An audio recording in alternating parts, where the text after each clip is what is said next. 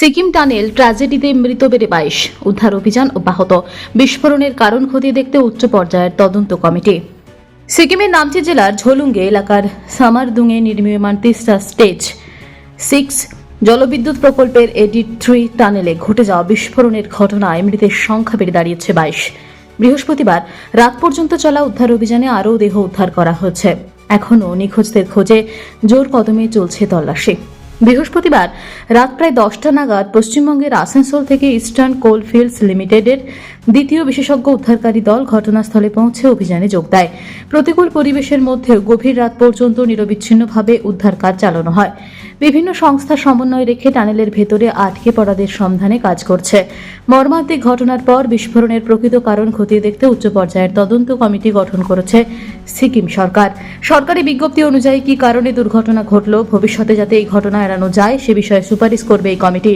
তদন্ত কমিটির চেয়ারপারসন করা হয়েছে সিকিম পুলিশের আইন শৃঙ্খলা বিভাগের আইজি তাসি ওয়াংরালকে।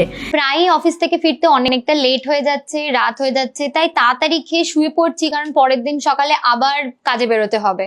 সকালে উঠেই দেখছি গলা জ্বালা করছে, পেটটা ভার ভার লাগছে। অ্যাসিডিটির সমস্যা কি? নমস্কার, আমি ডায়েটিশিয়ান মানসী দাস।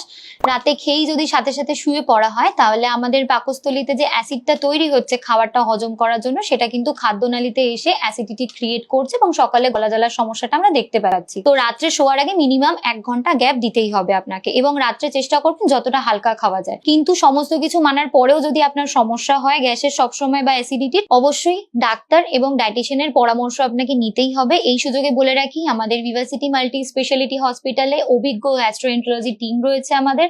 আপনাদের যে কোনো গ্যাস্ট্রিক সমস্যা, পেট ব্যথা, অ্যাসিডিটি, পেট জ্বালা, যে কোনো সমস্যা আমরা সবসময় আছি। আজই যোগাযোগ করুন পরামর্শের জন্য।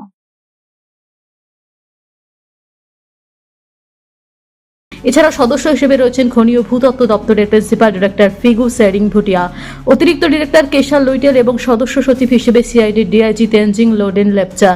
রাজ্য সরকার, জেলা প্রশাসন এবং সংশ্লিষ্ট সমস্ত সংস্থা উদ্ধার অভিযানের উপর সার্বক্ষণিক নজর রাখছে। আনন্দ আর ভালোবাসার দীপ্তিতে গড়া সমুজ্জ্বল পরমা, ঠিক তোমারই মতো। শ্যাম সুন্দর কোম্পানি জুয়েলার্স, আগরতলা, উদয়পুর, ধর্মনগর, কলকাতা।